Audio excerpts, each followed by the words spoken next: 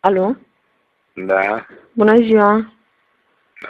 Îmi cer scuze că vă deranjez, domnul Becali. Cornelia Popescu, sunt de la ziarul Ziua Veche. Pot să vă deranjez un pic? Și de la ziua nouă nu sunteți? Nu mai, că ziua nouă nu mai e de ziua nouă. Și e ziua veche.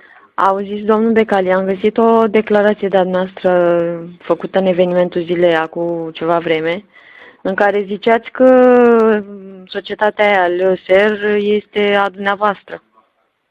Aia cu SRP Leordeni.